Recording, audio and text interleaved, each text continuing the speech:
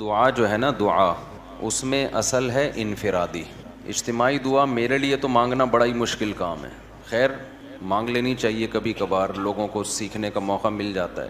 لیکن اجتماعی دعا کے موقع تو کبھی کبھار ہی آتے ہیں نا. آپ مجھے ایک بات بتاؤ، جب کسی سے قرضہ مانگنے کے لیے جاتے ہو، کسی ذاتی ضرورت سے لیے جاتے ہو، تو کیا بھونپو ہاتھ میں لے کے جاتے ہو؟ اس کو بھونپو کہتے ہیں نا، وہ جو اسپیکر ہوتا ہے. یہ پوری قوم کو لے کے جاتے ہو، جا کے چھپڑ میں اس سے لجاجت کرتے ہو بیٹھ کے کہ یار تو حالات دیکھ رہے، غربت مہنگائی کہاں پہنچی ہوئی ہے یار، تھوڑا کچھ روکڑا شوکڑا دے دے. ایسا ہی ہوتا ہے کہ نہیں ہوتا؟ تو دعا کا جو اللہ نے اصول بتایا ہے قرآن مجید میں، ادعوا ربکم تضرعا وخفیہ، اپنے رب کو پکارو عاجزی کے ساتھ اور چپکے سے. تو دعائیں کرنا سیکھیں. مسئلہ سارا مسلمان کے ساتھ یہ ہے کہ اس کا ہر ایک کے ساتھ کنیکشن، جی بیٹا، مسئلہ مسلمان کے ساتھ یہ ہے کہ اس کا اللہ تعالیٰ سے کنیکشن کیا ہو گیا ہے؟ کمزور. اسی سے سارے مسائل کھڑے ہو رہے ہیں. تو دیکھو آج کے اس بیان میں نا جو بات سیکھنے کی ہے میرے لیے بھی آپ کے لیے بھی، جو میں جتنی باتیں کرتا ہوں میں اس میں سب سے پہلے اپنے آپ کو خطاب کر رہا ہوں. میرا کبھی یہ دعویٰ نہیں ہے کہ جو باتیں میں کر رہا ہوں تو وہ مجھے ضرورت ہی نہیں ہے. اور بھائی میں سب سے پہلے اس کا خود محتاج ہوں کہ اللہ مجھے عمل کی توفیق دے. اس لیے میرے یہ بیان نہیں ہوتے، یہ تکرار ہوتی ہے. مل بیٹھ کے کچھ نصیحت کی باتیں شیئر کر لیتے ہیں جو ہم سب بھولے ہوئے ہیں مجھ سمیت. آپ کہہ سکتے ہیں جب مل بیٹھ کے باتیں شیئر کرتے ہیں تو پھر نیچے بیٹھ کے گپ شپ لگائیں، اوپر کیوں بیٹھے ہوئے؟ تو وہ اس لیے بیٹھا ہوں اوپر کہ نظر آ جاؤں سب کو میں آرام سے. نیچے بیٹھوں گا تو نظر نہیں آؤں گا، اس لیے مجبوری میں اوپر بیٹھا ہوں. میں سمجھتے ہیں اس لیے نہیں بیٹھا کہ میں نصیحت کرنے والا ہوں تو میں کو بہت نیک آدمی ہوں، تو میں چونکہ بڑا آدمی ہوں تو میرا مقام بہت عظیم انسان ہوں. میں عظیم تو قیامت میں پتہ چلے گا بھائی، عظیم کون ہے اور وسیم کون ہے. یہ کب پتہ چلے گا؟ قیامت میں پتہ چلے گا عظیم کون ہے اور وسیم کون ہے. دنیا میں تو کچھ بھی ہو سکتا ہے. تو اس لیے ہمارا سب سے بڑا مسئلہ کیا ہے؟ آج جو ڈپریشن، اسٹریس، بیماریاں، پریشانیاں، ناکامیاں اور ٹینشنیں، ان کی بڑی وجہ یہ ہے کہ ہمارا اللہ سے کنیکشن کیا ہو گیا ہے؟ کمزور. بعض لوگوں کا تو بالکل ہی ختم ہو گیا ہے. اور اللہ نے جو ہمیں عبادتیں دی ہیں نا، تراویح کی عبادت، رمضان کی عبادت، ذکر اذکار کی عبادت، حج کی عبادت، عمرے کی عبادت، دعا کی عبادت، صدقات و خیرات کی عبادت، ان سب کا مقصد اللہ سے تعلق پیدا کرنا ہے. آج سب کچھ ہو رہا ہے مگر اللہ سے تعلق نہیں ہو رہا. یہ بڑا مسئلہ ہے. دیکھو ہمارے ایک دوست تھے، ان کے یہاں اللہ تعالیٰ معاف فرمائے کوئی واقعہ ہوا گھر میں خودکشی کا. بے روزگاری کی وجہ سے کسی نوجوان نے خودکشی کی. اللہ تعالیٰ اس نوجوان کی مغفرت کرے. بہرحال کبیرہ گناہ ہے لیکن دعائے مغفرت تو کرنی چاہیے.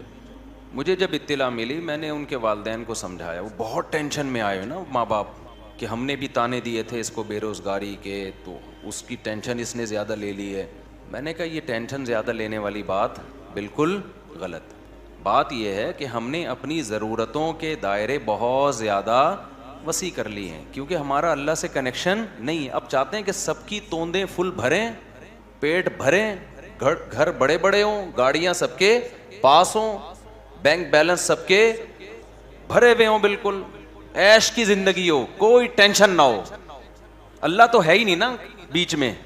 اللہ بیچ میں ہے ہی نہیں کہ اصل کامیابی ہے کہ خدا خوش ہو ہم سے. وہ تو ہے ہی نہیں، وہ تو مقصد ہی نہیں ہے. تو جب دولت کو باپ بنا کے، شہرت، عزت، خواہشات کو باپ بناؤ گے تو میرے بھائی کھمبوں سے ہی چپکو گے. پھر جا کے کوئی کھمبے سے چپکے گا، کوئی زہر پیے گا، کوئی نہیں بھی پیے گا نا تو ڈپریشن سے مرے گا، وہ برین ہیمریج سے مرے گا ڈپریشن میں. صحابہ کے پاس جو ہے نا 24 گھنٹے میں ایسے حالات بھی آئے ہیں کہ 24 گھنٹے میں ایک کھجور ہے کھانے کے لیے. وہ تو ٹینشن اور ڈپریشن کی گولیاں بھی نہیں کھا رہے تھے اس وقت. ایسے حالات آئے نا جنگوں میں کہ 24 گھنٹے میں کیا کھایا. ایک صحابی نے جب بتایا نا کہ ہم 24 گھنٹے میں پتہ نہیں 2-3 کھجوریں کھاتے تھے. لوگوں نے کہا اس میں گزارا کیسے ہوتا تھا؟ انہوں نے کہا ہم سوچتے تھے جب یہ بھی نہیں ملتی تھی، جب ایک کھجور ملتی تھی، ہم ان دنوں کو یاد کر کے 2 کھجوروں پہ خوش ہوتے تھے. لوگوں نے کہا بھائی جب ایک کھجور ملتی تھی اس پہ کیسے ٹینشن ختم ہوتی تھی؟ انہوں نے کہا ہم اس دن کو یاد کرتے تھے جب کھجوروں کی گٹلیاں چوسا کرتے تھے، کھجور بھی کھانے کو نہیں ملتی تھی. آج کباب پراٹھے کھا کے کھمبے پہ لٹکتا ہے جا کے. ٹینشن سے جو مرتا ہے نا خودکشی کرتا ہے. پہلے پیٹ بھرے گا، کھائے گا نرم بستر پہ، لیٹے گا, رات اس نے نرم بستروں پہ گزاری ہوگی. میرے بھائی, اللہ سے تعلق پیدا کرنا صرف آخرت کے لیے ضروری نہیں ہے, دنیا کے لیے پہلے ضروری ہے. دنیا آپ کی اچھی نہیں ہو سکتی جب تک اللہ سے تعلق بحال نہیں ہوتا. ہم نے سورہ یوسف پوری پڑھ لی. یعقوب علیہ السلام کی ساری زندگی ٹینشنوں میں گزری ہے. ان ٹینشنوں میں ساری زندگی کیا کرتے رہے ہیں؟ صرف دعائیں مانگتے رہے ہیں. حالانکہ دعائیں بظاہر قبول ہوتی ہوئی نظر بولو نہیں آ رہی. دعائیں قبول ہی نہیں ہو رہی ہیں بظاہر. یہ کیسی قبولیت ہے بھائی دعا کی؟ جب اللہ نے ایک خوبصورت بیٹا دیا, اس کو خواب آیا, خواب سے لگا کہ یہ پیغمبر بنے گا, تو یعقوب علیہ السلام نے اسی وقت سے دعائیں مانگنا شروع کر دی. اے اللہ, اس کو زمین کا لوگوں کا امام بنا. جو تو نے نعمت کی ہے نا میرے دادا ابراہیم پر, اے اللہ وہ نعمت مکمل کر میرے بیٹے یوسف کے ذریعے, اس کو بھی نبی بنا. اس وقت سے دعائیں مانگی ہوں گی کہ نہیں مانگی ہوں گی؟ نظر بد سے بچنے کے لیے بھی دعائیں مانگی ہوں گی. بہت خوبصورت بیٹا تھا, اے اللہ اسے حاسدوں کے حسد سے بچا. مانگی ہوں گی کہ نہیں مانگی ہوں گی؟ یہ دعا بھی مانگی, اے اللہ اسے حاسدوں کے حسد سے بچا. اتنا خوبصورت بیٹا ہے یہ, اتنا نیک بچہ ہے یہ, لیکن سارے کام بظاہر کیا ہو رہے ہیں؟ الٹے. حسد بھی کھا رہی ہے, بھائیوں نے اٹھا کے کنویں میں ڈال دیا, اور باپ کی نظروں سے اوجھل. تو کیا کہا ہے یعقوب علیہ السلام نے کہ میں خودکشی کروں گا, میرا بیٹا کہاں ہے بھائی؟ تم نے جو کرتا لا کے دیا مجھے جس پہ جھوٹا خون لگا ہوا ہے, یہ جھوٹ بول رہے ہو, اور پھر مسلسل ڈپریشن ٹینشن میں جاتے جاتے بالآخر خدا نہ خواستہ کوئی خیال آیا ان کے دل میں خودکشی کا. وہ کیا کر رہے ہیں بھائی؟ فصبر جمیل. میں کیا کروں گا بھائی؟ صبر, کیونکہ میرے پاس تو کوئی تحقیق کا ذریعہ بھی نہیں ہے کہ تم سچ کہہ رہے ہو کہ جھوٹ کہہ رہے ہو. دعا بظاہر قبول ہونے کے بجائے کیا ہو رہی ہے؟ رد ہو رہی ہے. کوئی مایوسی کی بات نہیں کی یعقوب علیہ السلام نے. اے اللہ, میں تجھ سے کیا مانگ رہا تھا اور تو میرے ساتھ کیا کر رہا ہے؟ تو مجھے ٹینشنیں دے رہا ہے, مجھ سے کیا گناہ ہوا ہے؟ اور ایسا بھی نہیں کیا یعقوب علیہ السلام نے روحانی علاج والوں سے رابطہ کیا ہو, بے شرم لوگوں سے, کیونکہ یہ بڑے بے شرم ہیں.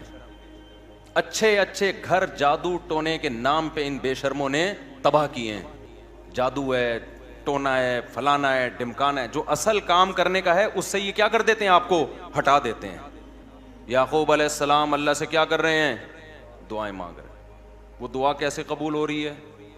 یوسف علیہ السلام مصر میں بجائے کنویں سے نکلنے کے مصر کے بازاروں میں, بول لو نا کیا ہو گیا, فروخت ہو رہے ہیں. پھر دوسرا بیٹا بھی گیا تھوڑے دنوں کے بعد, ایک ملنے کے بجائے بنیامین بھی چلا گیا. رو رہے ہیں, جو غیر اختیاری چیز ہے, رو رہے ہیں, غیر اختیاری ہے نا. تو بچوں نے کیا کہا کہ آپ ابھی تک یوسف کو یاد کر کے رو رہے ہیں. کیا فرمایا؟ انما اشکو بثی وحزنی الی اللہ. میں اپنے غم کس کے سامنے بیان کرتا ہوں؟ اللہ کے سامنے. اللہ کے سامنے تو بیان کیا جائے گا غم. وَأَعْلَمُ مِنَ اللَّهِ مَا لَا تَعْلَمُونَ. میں اللہ کے بارے میں وہ کچھ جانتا ہوں جو تم نہیں جانتے. ناکامیوں کے نقشے میں کامیاب کرنا کس کا کام ہے؟ اللہ کا کام. مایوس نہیں ہوں, جو ہو رہا ہے میرے حق میں بہتر ہو رہا ہے, اگرچہ مجھے سمجھ میں نہیں آ رہا. تصور نہیں تھا نا بادشاہ بنا کے اللہ ملائے گا.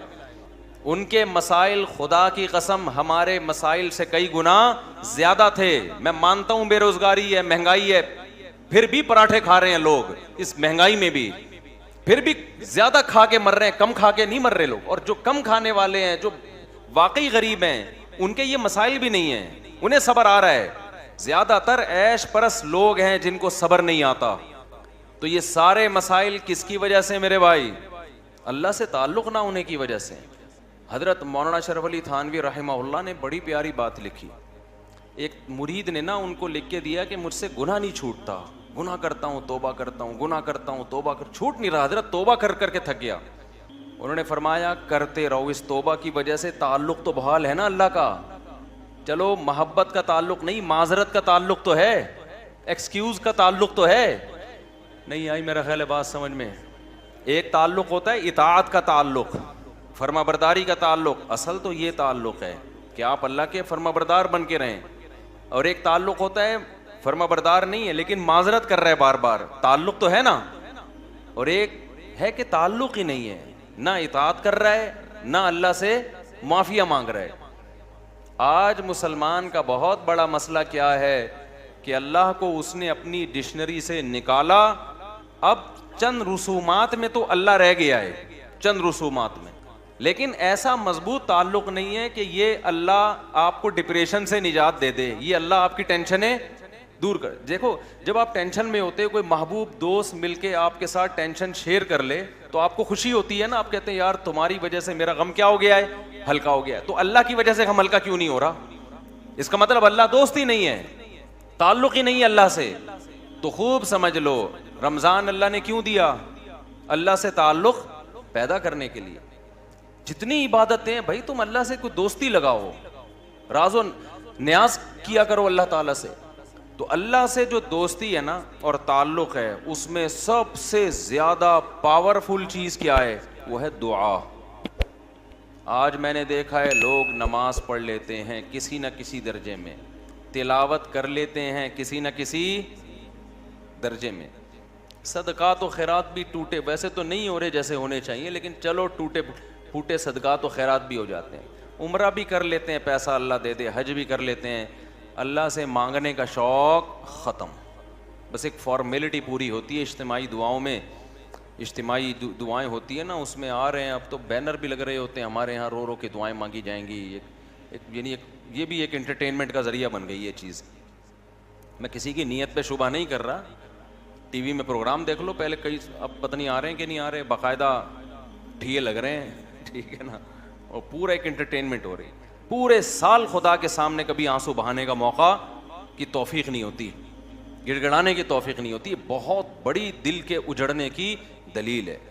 تو جتنے یہاں پر لوگ بیان سننے آئے ہوئے ہیں, اعتکاف میں آئے ہوئے ہیں, نیت کریں کہ اس دل جس میں وحشت پیدا ہو چکی ہے اللہ سے, دل کی اس وحشت کو ختم کرنا ہے. میں جب حضرت مفتی رشید احمد صاحب رحمہ اللہ سے بیعت ہونے کے لیے گیا تو حضرت نے ہمیں کچھ معمولات بتائے. وہ معمولات آپ نے نہیں کرنے ہیں, آپ کہیں وہ کون سے معمولات ہیں, وہ میں بھی بتاتا ہوں, لیکن وہ آپ کے کرنے کے نہیں ہیں. اس کی وجہ بھی بتاؤں گا کیوں نہیں ہے. تو حضرت نے فرمایا کہ رات کو کسی بھی وقت قبلہ رخ ہو کے بیٹھ جایا کریں, جیسے بیٹھنا سہولت سے ممکن ہو, یعنی جس پوزیشن میں بیٹھنے میں سہولت. پھر کیا کرنا ہے؟ 10 دفعہ درود شریف پڑھنا ہے نبی صلی اللہ علیہ وسلم کے احسانات کو سوچ کے, پھر 10 دفعہ استغفار پڑھنا ہے اپنے گناہوں کو یاد کر کے, اور پھر ایک مراقبہ کرنا ہے.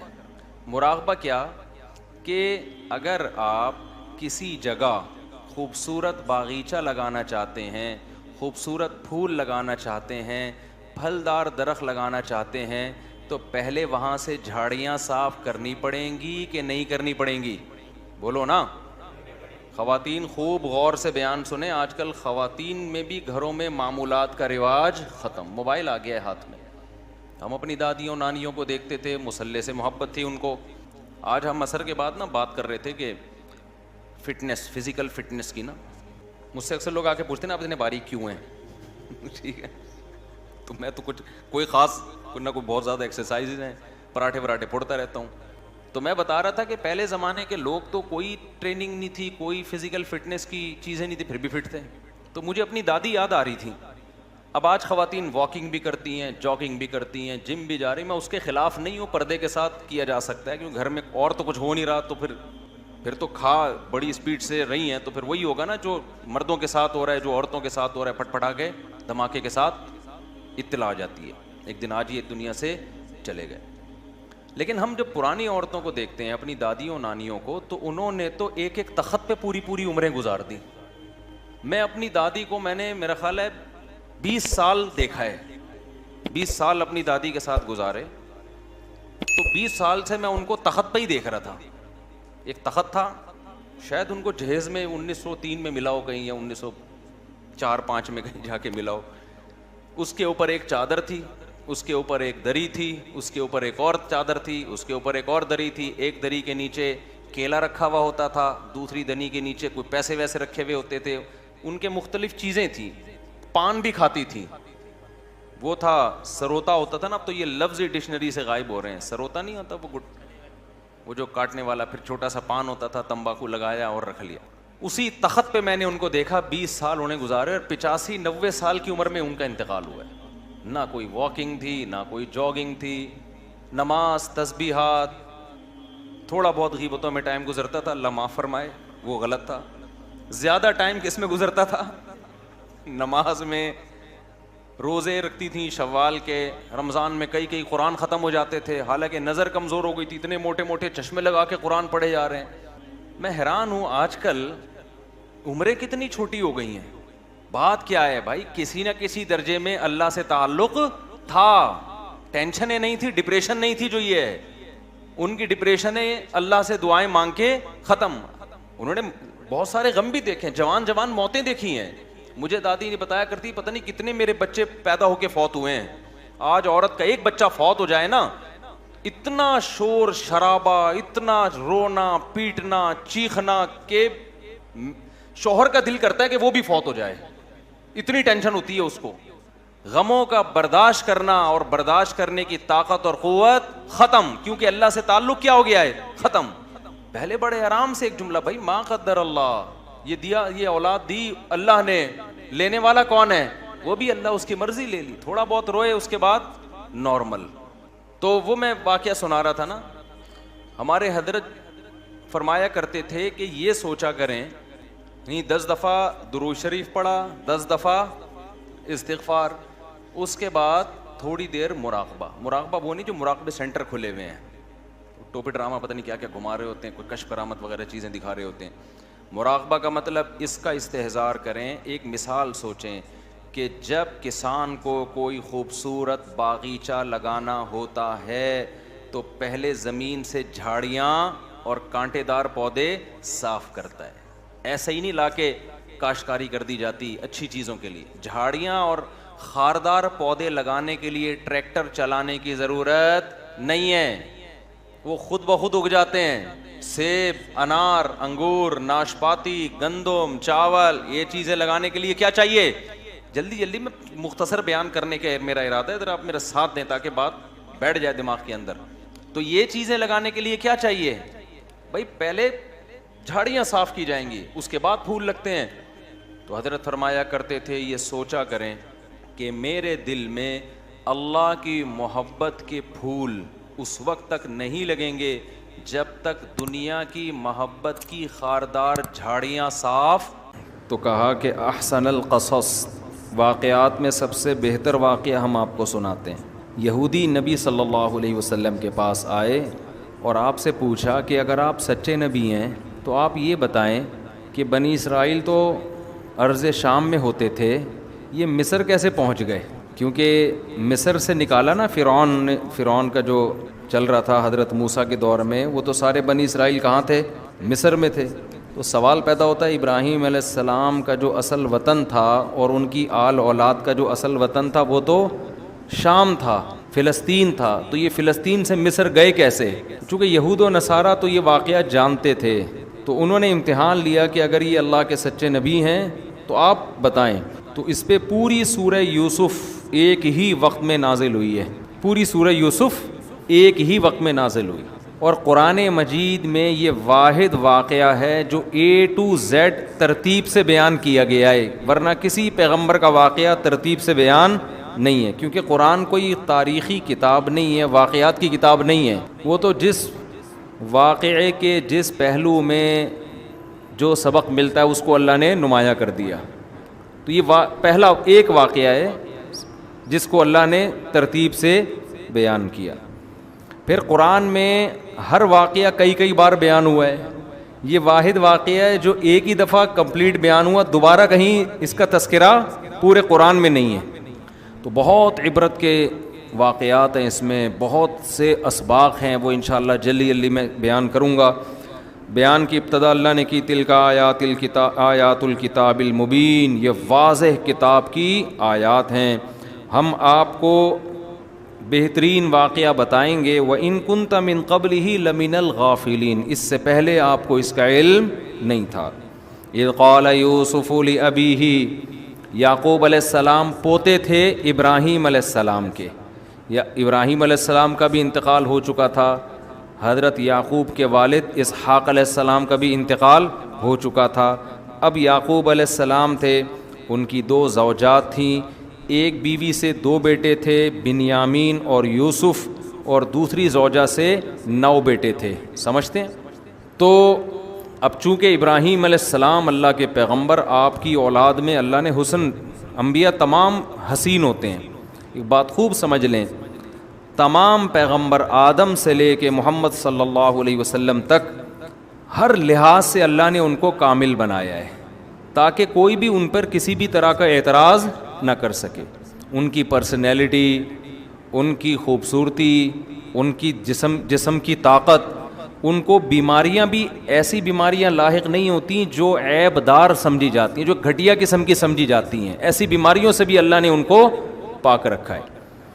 تو اب ابراہیم علیہ السلام کے بیٹے، پھر ان کے بیٹے، تو یہ پیغمبروں کا خاندان تھا. پھر انسان جب حلال کھاتا ہے اور صفائی ستھرائی کرتا ہے تو ویسے بھی الگ ایک اس میں حسن آ جاتا ہے. یقین نہ آئے تو چائنا والوں کے ساتھ بیٹھ کے کبھی آپ سفر کر کے دیکھ لیں جہاز میں، حالانکہ اپنے پیسوں سے کھایا ہوگا، لیکن چونکہ کتا خرید کے کھایا ہے نا، اور آپ نے چوری کی بکری کھائی ہوگی، پھر بھی آپ کے منہ پہ نور ہوگا، اس کے منہ پہ عجیب سی معذرت کے ساتھ چائنا والے بھی اب اردو سیکھ گئے ہیں، سننے لگے ہیں بیان. ایک چائنا والا مجھے ملا کہ سنتا ہوں میں آپ کو، تو عجیب سی اس کے منہ پہ نا عجیب سی وہ پڑی ہوئی ہوگی مصیبت. پٹکار تو ذرا سخت لفظ ہو جاتا ہے. وجہ کیا ہے؟ کتے، بلی، چوہے، خنزیر، یہ چیزیں کھا کھا کے نا بیڑا غرق کر لیا ہے. تو حلال چیزوں میں اللہ نے، آپ عرب دیکھو جا کے، عرب جو اوریجنل عرب ہیں ان کو دیکھ لو اور آپ کمپیئر کر لو یورپ کی اقوام سے، آپ کو زمین اور آسمان کا فرق نظر آئے گا. ان تو یہ دور کے ڈھول سہانے ہوتے ہیں جو دور دور سے میڈیا پہ دیکھ کے آپ کو اچھے لگ رہے ہوتے ہیں نا، حقیقت میں یہ کوئی اتنے اچھے مچھے ہوتے نہیں ہیں. تو اب ظاہر ہے پیغمبروں کی اولادیں تھیں، حلال کھاتے تھے، تو اللہ تعالیٰ نے ایک جمال دیا، حسن دیا، قد دیے. تو یعقوب علیہ السلام کے جو بیٹے یوسف علیہ السلام، چونکہ اللہ نے ابراہیم علیہ السلام سے وعدہ کیا تھا کہ ہم آپ کی نسل میں نبوت کو جاری کریں گے، تو یعقوب علیہ السلام کو اپنے بیٹے یوسف علیہ السلام سے امیدیں تھیں کہ شاید یہ کل پیغمبر بنے گا، کیونکہ اس میں جو صلاحیتیں ابھی سے نظر آ رہی ہیں وہ دوسرے بیٹوں میں نہیں ہیں. تو اس لیے ان سے محبت، لاشعوری طور پر محبت زیادہ تھی ان سے. تو قرآن کہتا ہے اذ قال یوسف لابیہ، ایک دن یوسف علیہ السلام نے اپنے والد کو خواب سنایا کہ میں نے 11 ستارے اور سورج اور چاند دیکھے، رأیتہم لی ساجدین. 9 بیٹے تھے، 10 بیٹے تھے، مجھے ذہن سے نکل گیا. 9 بیٹے تھے نا، 11 بیٹے تھے میرا خیال، 11 بیٹے. تو میں نے 11 ستارے اور سورج اور چاند کو دیکھا کہ وہ مجھے سجدہ کر رہے ہیں. تو یعقوب علیہ السلام سمجھ گئے کہ یہ بیٹا میرا، اس کو اتنا خاندانی خواب آیا ہے، یقیناً اللہ کی طرف سے کوئی خوشخبری ہے. کہنے لگے یا بنی لا تقصص رؤیاک علی اخوتک، اپنے بھائیوں کے سامنے اس خواب کا تذکرہ نہ کرنا، مجھے ڈر ہے کہ وہ تمہارے خلاف کوئی تدبیر نہ کر لیں، حسد کا شکار نہ ہو جائیں. سمجھتے ہو ان کو حسد، جیلسی ہو سکتی ہے نا. اس سے ہمیں کیا سبق ملتا ہے؟ ہر نعمت ہر ایک کے سامنے بیان کرنے کی نہیں ہوتی. آپ سمجھتے ہیں میں بتاؤں گا نا میری لاٹری تو خیر حرام ہوتی ہے، میری اتنا فائدہ ہو گیا، اگلا خوش ہو جائے گا، ہو سکتا ہے وہ اندر اوپر سے خوش ہو رہا ہو، اندر سے تڑپ رہا ہو. بعض آپ بتاتے ہیں ابے میری جاب مل گیا، ابے میرا ویزا آ گیا، بتاتا پھر رہا ہوتا ہے. تو وہ آپ مشکل ہے کہ وہ خوش ہو رہا ہو، وہ نقصان پہنچانے کی فکر میں نہ لگ جائے، نظر بد نہ لگا دے. تو یہ سب چیزوں کا خطرہ ہوتا ہے. وَكَذَلِكَ يَجْتَبِيكَ رَبُّكَ، انہوں نے تعبیر بتائی، تیرا رب تجھے منتخب کرنا چاہتا ہے اور تجھے خوابوں کی تعبیریں سکھائے گا. انہوں نے اس خواب سے اندازہ لگا لیا کہ اللہ ان کو خواب کی تعبیر سکھائے گا. کیسے لگایا اللہ ہی بہتر جانتے ہیں.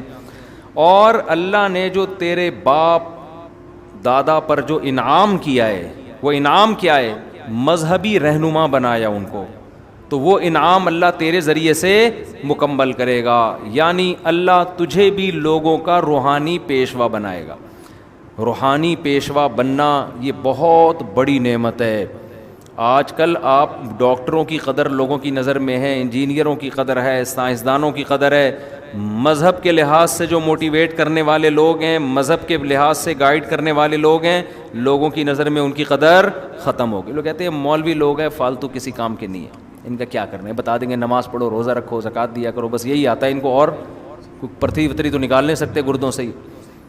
تو وہ کہہ رہے ہیں کہ اللہ تجھ پر احسان کرے گا, اللہ تجھ پر احسان کرے گا. تو اس سے میرے بھائی اپنے بچوں کو عالم بنانے کی فکر بھی کیا کرو. بچوں کو ڈاکٹر بھی بنائیں, ایک کو آرمی میں بھیجیں, ایک کو CSS کروا لیں اور کچھ بھی کروا لیں, لیکن ایک آدھ بچہ دین کے لیے بھی وقف کریں. تو لقد کان فی یوسف و اخوتہ آیات للسائلین, انہوں نے تو خواب سنا کے چلے گئے, بھائی خواب آیا ہے, کسی کو نہیں بتایا یوسف علیہ السلام نے. لیکن بھائیوں کے دل میں پہلے سے ہی جیلیسی, بھائی جو تھے نا دوسرے, انہوں نے مل کے پروگرام بنایا. اذ قالوا لیوسف واخوہ احب الی ابینا, یوسف اور اس کا بھائی ہمارے ابا کو زیادہ محبوب ہے. ابا کے لاڈ پیار زیادہ کس کی طرف ہیں؟ ہے بھائی یوسف اور اس کے چھوٹے بھائی کی طرف, حالانکہ یہ دونوں چھوٹے ہیں. ونحن عصبہ, اور ہم ایک مضبوط جماعت ہیں, لمبے چوڑے قد کے, بڑی عمر کے, لڑائیوں میں موقع ہر جگہ باپ کا سہارا بننے والے. تو باپ کو ہم سے محبت ہونی چاہیے, ان سے نہیں ہونی چاہیے. ان ابانا لفی ضلال مبین, ہمارے ابا کھلی غلطی میں پڑے ہوئے ہیں. اقتلوا یوسف, یوسف کو قتل کر دو. اب اطرحوہ ارضا, یہ ایسی زمین میں جا کے ڈال دو, یخلو لکم وجہ ابیکم, تمہارے ابا کا چہرہ تمہارے لیے خالی ہو جائے. کچھ دن ابا یاد کر کے روئیں گے, اس کے بعد تم اور تمہارے ابا. سمجھتے ہو؟ ایک مولانا صاحب مجھ سے کہنے لگے, مفتی صاحب 2 شادیوں کے سائیڈ افیکٹ دیکھو آپ. یعقوب علیہ السلام کی 2 بیویاں, سوتیلے بھائیوں میں اتنی جیلسی کہ اپنی دوسری امی کے بچوں کو کنویں میں ڈالنے کی باتیں ہو رہی ہیں, قتل کی باتیں ہو رہی ہیں. یہ دوسری شادی کے کیا ہیں سائیڈ افیکٹ. میں نے کہا دوسری شادی کے یہ سائیڈ افیکٹ سے زیادہ پازیٹیو افیکٹ دیکھ لو, کہ بچوں کو باپ سے محبت اتنی ہے, آپشن ہے نا بچوں کے پاس, کہ اگر ہم محبت نہیں کریں گے دوسری امی بھی ہیں, ان کے بچے بھی ہیں, ہے نا. کمپٹیشن جب تک نہیں ہوتا آپ کی قدر دل میں نہیں ہوگی. کمپٹیشن ہے, اتنی قدر ہے ابا کی کہ ابا ہمارے ہونے چاہیے, ادھر نہیں جائیں ابا. اور میں نے کہا جب ابا کے ایک ہی بیوی سے بچے ہوں گے تو بچوں کو پتا ہے ابا کے پاس کوئی دوسرا آپشن ہمارے علاوہ ہے ہی نہیں, ابا آنا ہے آؤ, نہیں تو نکلو یہاں سے. ابھی کل میں ایک انٹرویو دیکھ رہا تھا ایک ابا کا, ابا کہہ رہا ہے میں کما کے نا بچوں کو سعودی عرب میں نے 20 سال کما کے بھیجا, بچے مسٹنڈے بن کے کھا رہے ہیں. جب میں ریٹائر ہو کر آیا 2-4 دن آؤ بھگت ہوئی ہے, اس کے بعد بچے مجھے لفٹ نہیں کراتے. وہ کھانے پینے میں لگے, میں باپ کو بھول گئے, کیونکہ باپ نے اتنی جائیدادیں بنا دی, گاڑیاں لے لیں, مکان پراپرٹی بنا لی, کرایہ آ رہا ہے, بچے موج مستی کر رہے ہیں, اور ابا ایک کونے میں بیٹھ کے کیا کھانسنے کا کام کر رہے ہوتے ہیں. تو خیر میں یہ نہیں کہہ رہا کہ ایک کے بچے سارے خراب ہوتے ہیں لیکن کمپٹیشن کا بڑا فائدہ ہوتا ہے. جب آپ کی ایک بیوی ہوگی آپ سے لڑے گی, 2 ہوں گی تو آپ کے لیے آپس میں لڑیں گی. وہ خواتین بہت ناراض ہو جاتی ہیں یار ایسی باتوں سے. تو کچھ باتیں مردوں کو بیان کرنے کی ہوتی ہیں, ان کی سمجھ میں آ نہیں رہی ہوتی نا. اچھا بھائی, بہرحال سائیڈ افیکٹ بھی ہوتے ہیں, دیکھ لینا, لڑیں گے بھی آپس میں, یہ بھی ذہن میں رکھنا. اس سے یہ بھی پتہ چلتا ہے کہ سائیڈ افیکٹ بھی بہرحال ہوتے ہیں, لیکن پھر بھی پیغمبر کرتے ہیں, فائدے زیادہ ہیں. اچھا بھائی, تو قال قائل منہم, ایک نے کہا, اس کو ترس آ گیا کہ یار ہمارا بھائی ہے, ہم قتل کیوں کریں اس کو. تو بھائی ہمیں تو یہ چاہنا ہے نا کہ ابا کی نظر ہم پر ہو, تو اس کو غائب کر دو. اس کو کیا کر دو؟ گم کر دو بس کہیں. تو اس کو ہم ایسا کرتے ہیں, کسی صحرا میں جا کے کنویں میں ڈال دیتے ہیں, کوئی مسافروں کا قافلہ آئے گا, کنویں سے بچہ نکال کے کہیں بھی لے جائے گا, ہماری جان چھوٹ جائے گی. قالوا یا ابانا ما لک لا تأمنا علی یوسف, ابا کے پاس آئے اور کہنے لگے آپ ہم پر اعتماد کیوں نہیں کرتے. دیکھو پیغمبر کے بچے تھے نا, بیٹے تھے, اتنی بات ان میں خاندانی تھی کہ یہ لالچ ان کو دولت کی وجہ سے, حسد دولت کی بیس پہ نہیں ہوا کہ بھائی کو مار دو پیسے لے لو یا کہیں غلام بنا کے بیچ دو, نہ, باپ کی محبت چاہتے ہیں. تو اس سے پتہ چلتا ہے خاندانی لوگوں کے جرائم بھی خاندانی بیس پر ہوتے ہیں. چاہتے ہیں باپ ہم سے, آج کوئی ہے اتنا نیک بچہ تو کہ ابا ہم سے محبت کرو, صحیح ہے نا, ابا ابا کرنی ہے محبت کرو, نہیں کرنی جاؤ, ہمارے دوست بہت ہیں محبت کرنے کے لیے. تو یہ سیٹنگ چل رہی ہے آج کل. پہلے زمانے میں باپ کی قدر کتنی ہوتی تھی. تو یا ابانا, ابا ما لک لا تأمنا علی یوسف, آپ کو کیا ہو گیا کہ آپ ہم پر یوسف کے بارے میں اعتماد ہی نہیں کر رہے, ہمارے ساتھ کبھی اکیلے میں اس کو بیچتے ہی نہیں ہیں. وَإِنَّا لَهُ لَنَاصِحُونَ, حالانکہ ہم سے زیادہ یوسف کا خیر خواہ کون ہو سکتا ہے, ہم تو اس کے بھائی ہیں. اس سے پتہ چلتا ہے کہ 2 نمبری جب کوئی کرنا چاہتا ہے تو ڈائلاگ بڑے بڑے خاندانی, کسی کے ڈائلاگ سن کے کبھی متاثر نہیں ہونا چاہیے. جب کوئی کاروبار کے لیے آپ کے پاس آئے گا نا, اس کا مقصد پیسے لے کے بھاگنا ہوگا, تو یہ تھوڑی کہے گا کہ مجھے 1 کروڑ روپے دے دو میں لے کے بھاگ جاؤں گا. وہ کہے گا یار مجھے تو ضرورت بالکل بھی نہیں ہے, پیسہ میرے پاس بہت ہے, لیکن چلو اتنی دنیا لگا رہی ہے, تم بھی 1 آدھ کروڑ لگا دو میرے ساتھ, پروفٹ دے دوں گا, مجھے ضرورت نہیں. اس طرح کی ٹوپی ڈرامہ گھمائے گا وہ.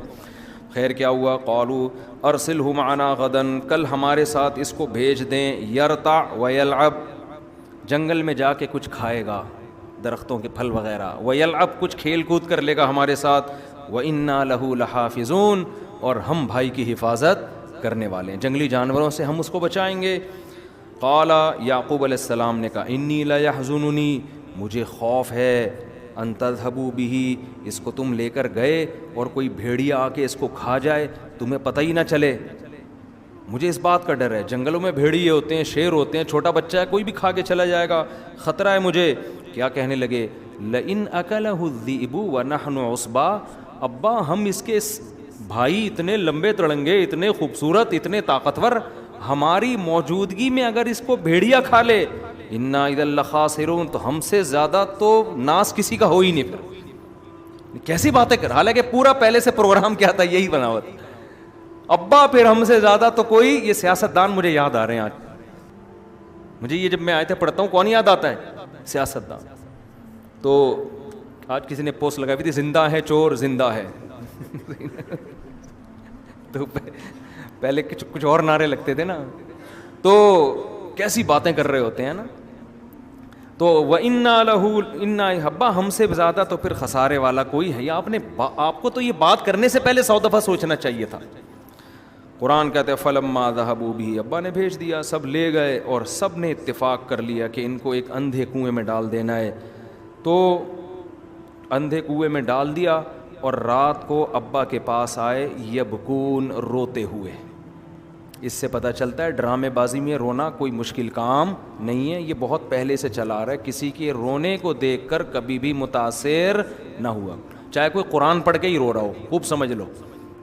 میں نے بڑے بڑے لوگ دیکھے رونے دھونے میں بہت آگے ہوتے ہیں, عمل میں کیا ہے, زیرو. رونا اچھی بات ہے, قرآن پڑھ کے رونا, دعا مانگ کے رونا اچھی بات ہے, حدیث میں اس کی ترغیب ہے, اس کے بڑے فضائل ہیں. لیکن ایک رونا دل کا ہوتا ہے, ایک رونا ڈرامے بازی والا ہوتا ہے. دل کا رونا وہ ہے جس پہ آپ کو گناہوں پہ ندامت ہو, اپنے اعمال کی فکر ہو. ڈرامے بازی والا رونا وہ ہے جس میں رو رو کے پاگل ہو جاؤ, لیکن ایک گناہ چھوڑنے کے لیے بھی تیار نہ ہو. جیسے 27ویں رات کو دبا کے پبلک رو رہی ہوتی ہے, اور پھر عید کے دن فلم دیکھنے کا پہلے سے پروگرام ہوتا ہے ان کا, سمجھ رہے ہیں نا. وراثت جو کھا کے بیٹھا ہے وہ کھا کے بیٹھا ہوا ہے, اس کا بہن کو وراثت دینے کا پروگرام نہیں ہوتا, جو رشوت لے رہا ہے وہ رشوت لے رہا ہے.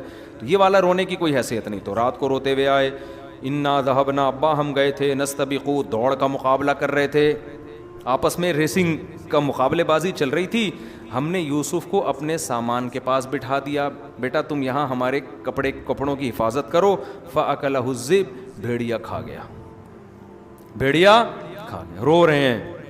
وما انت بمؤمن لنا, ابا ہمیں پتہ ہے کہ آپ ہماری بات پہ یقین نہیں کریں گے. پہلے سے ہی دیکھو, ہمیں پہلے سے پتہ ہے کہ آپ سنتے ہی بول دیں گے جھوٹ بول رہے ہو, ہمیں پہلے سے پتہ ہے. وَلَوْ كُنَّا صَادِقِينَ, کتنا سچ بول رہے ہو, لیکن آپ نے بولنا یہی ہے کہ جھوٹ بول رہے ہیں. کتنی ہوشیاری ہے نا, دیکھو.